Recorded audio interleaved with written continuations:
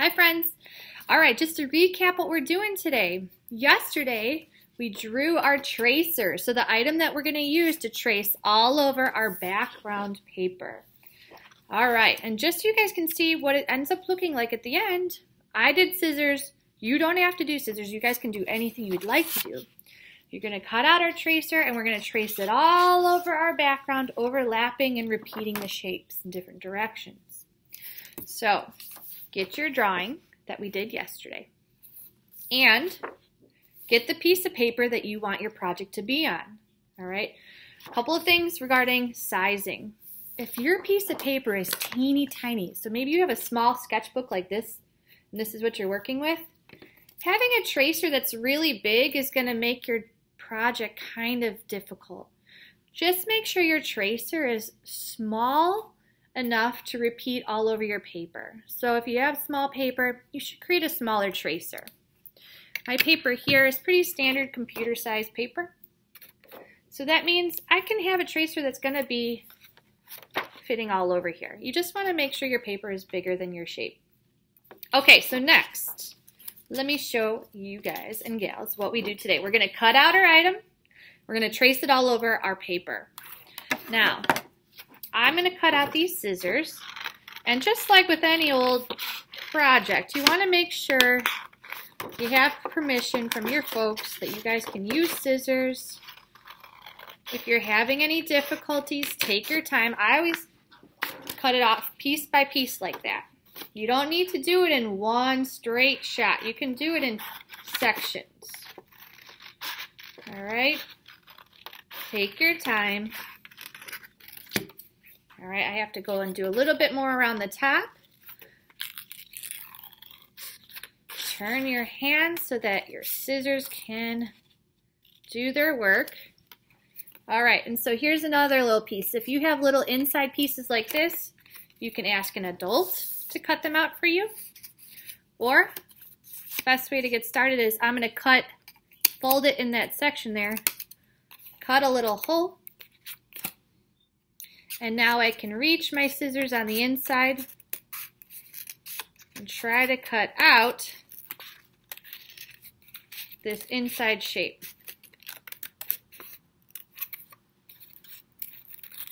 Be careful, we want to make sure that we don't have pieces of paper that are so thin here that we can't trace it. Okay, just like this. You guys can see I can do the same thing here and the same thing here. All right, so now let's say we have our shape cut out. It's looking good. Our next step, so we're going to trace this all over our piece of paper, and it can be hanging off the side, it can be overlapping, go this way, that way. Let me show you guys. You want to make sure, how many times did I draw mine? Let's see, I did it 1, 2, 3, 4, 5, 6, 7 times. I would say you want to do around 7. You can do more. If you do less, your drawing might be kind of boring. So let me show everybody how we can get started. I always say let's start one right in the middle, and you need to make sure when we trace, make sure your pencil is straight up and down like mine, perfectly vertical. If your pencil goes sideways like this, it might go under the tracer. So trace lightly. We're going to go over this eventually with a Sharpie or with something black. So it could be black colored pencil, it could be whatever. And if you want to, and I trace mine very lightly, hopefully you guys can see it. If you want to, you can always go and you can draw those other little details that you have. All right, because I wanted to put my little circle there. And if you want to, you can always go ahead and draw other parts here too. You don't have to, you can just keep the shape as is, but I do think this looks way cooler when it looks like a real pair of scissors repeating all over the place. Okay, so let's see, I'm going to try one over here. It's going to hang off of the page. I always think that's so cool because then your eye will naturally finish the rest of the drawing even though it's not on the paper. That's called implied line. It's like your brain will complete it even though you might not have drawn everything. Ooh, that's gonna look so cool. All right, and just as I did before, I'm gonna put my little circle here and draw the other edge of the scissors. Oh, this is looking good. Okay, and then maybe I'm gonna do one more over here. I like the idea of having like a vertical one like this. That's gonna look really cool. So I'm gonna try to fill my page with some big ones like this, and then I'm gonna start overlapping. And you just draw one right on top of the other. No big deal. All right, so our goal today is creating that composition, creating that beautiful piece of artwork where we are repeating this pattern. We're repeating our shape over and over again. Remember, you guys can create patterns by repeating shapes. So here we are using those skills.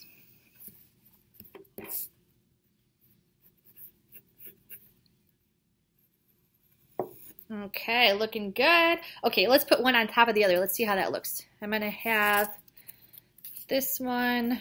Oh, I like that. I'm going to have it kind of cutting across that front one. And a little off the page too. Oh my gosh, this is going to be really cool.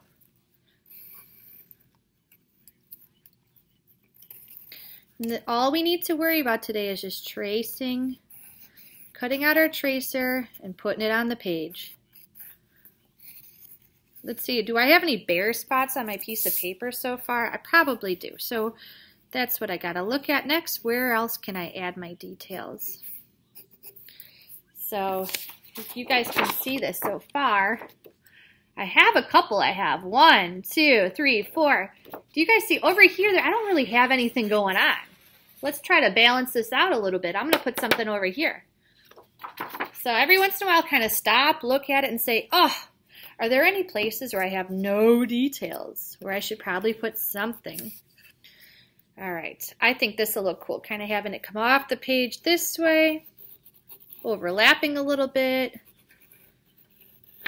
This is just going to look so cool. I can't wait to see what you guys end up doing. And again, it makes it so much more interesting if we don't all do scissors. I want to see you guys try to draw something else, and it could literally be anything. But make sure it's a shape that you want to see over and over again. Make sure it's something you would enjoy drawing. All right, looking good. Let's see, I do think I could probably use, try a little bit, like just a vertical one right here. I just want to fill in this little bare spot. And again, you guys can see I'm keeping my pencil perfectly vertical, because if I don't, my pencil can go right underneath my tracer. Okay, oh, I think over here I need something too. Let's do one that's just kind of laying across the top here. I love this. This is going to look great. Okay, and the beauty about doing this in pencil is if you mess up or it moves on you, you just kind of put it right back. We'll trace it later. We'll make it look good in Sharpie later, or Flair pen. You don't need to press down hard. Remember, let's keep it nice and light. I'm going to go back and kind of draw those little details that I had in my drawing here. Let's see, what did I, oh. And here and here, and my blade. Oh, this is really cool. I'm loving this. Okay, so if you guys can see, I drew it a bunch of times. Let's see, let's count them out. 1, 2, 3, 4, 5, 6, 7. 7 seems to be the lucky number with this size paper and with this size tracer. Remember, you don't want to have any big bare spots. So if you have a whole area where there isn't anything, make sure you go and fill it in. So if you get to 7 and you have a bare spot, go put another one in there and fill it in. That's all. This is all you need to do today. So our big task is cut out your tracer and create your drawing. Do it in pencil. Tomorrow we'll worry about tracing over it in Sharpie. All right. Post your progress on Seesaw. I can't wait to see it.